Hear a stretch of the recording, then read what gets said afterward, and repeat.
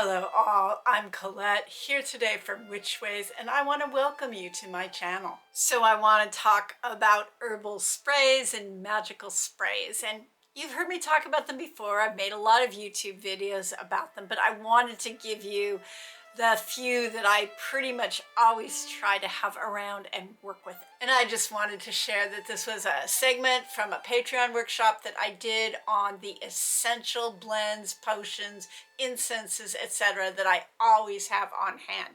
And after I did that, I was inspired to share this piece of it, but also to ask you what type of spray blends you need. And then I will create a video in the near future on custom formulations as per your request. Sprays are great, and I've worked with them more and more often over the years because they're smokeless and you can use them unobtrusively. And they keep for quite a while, and you can just throw them in your purse or your backpack and have them ready to go. So here's the ones that I like to use.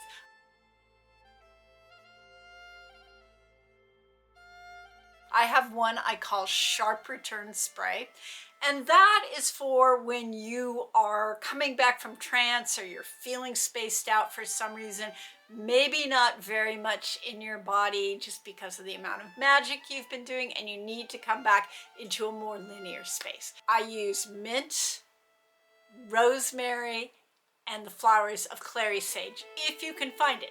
If you can't find the flowers of clary sage, you can use garden sage. And again, you can make your sprays by just making an herbal tea and adding alcohol to it. And I'm going to talk a little bit more about that in a minute.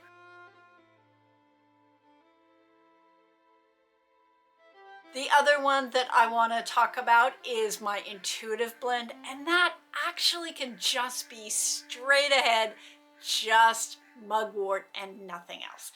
If you like and you can find it, you can add blue vervain to that. What blue vervain does is that it acts as a protective to the nervous system and a protective to your magic as you're moving forward. And it also helps to restore the nervous pathways when you're doing a lot of psychic magic and a lot of psychic work.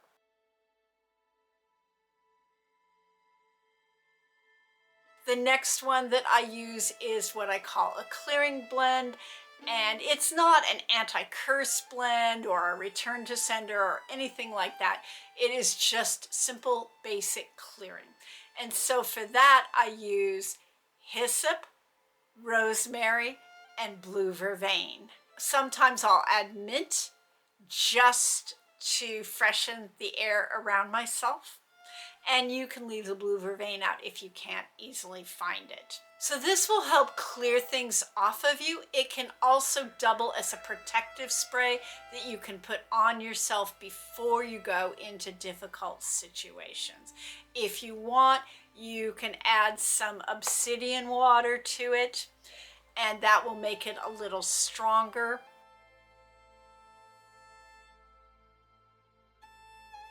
And then my next one is what I call strong shielding spray.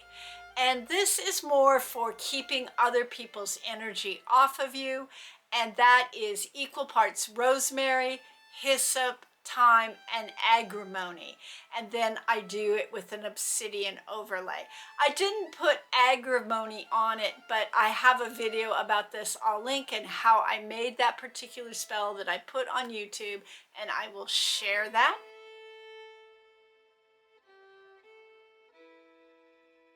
And then my final one that I like to have around is sort of a softening blend. I call it Easing the Way, and it's equal parts rose petals, chamomile, lavender, and a little bit of honey.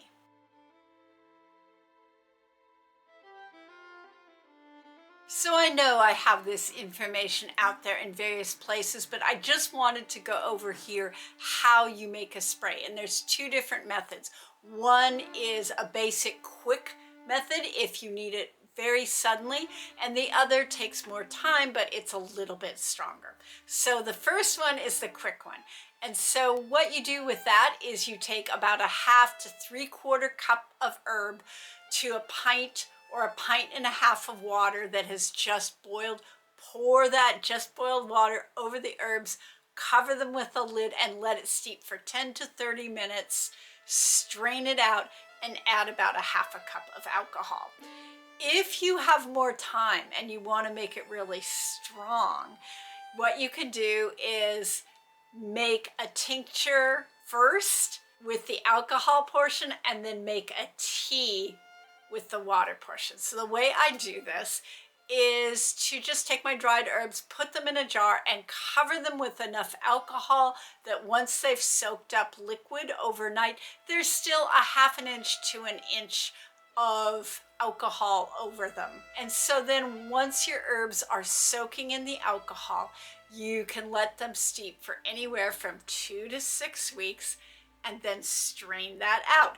And if you've used dried herbs, you'll still have a very powerful alcohol preservative blend there in addition to it being infused with the herbs. Then you go ahead and you make your tea with water just the way I described above, and then combine the two together and you get a very, very strong spray. So you can use any kind of alcohol. You can use vodka, you can use brandy, you can use Everclear, which is really strong and not available in all states. You can also use rubbing alcohol if you're sure that no one is going to drink it. Don't forget to put your request for a spray blend that you would find helpful in your life in the comments. And please don't forget to hit the like and subscribe. And until I see you next time, stay safe and be well.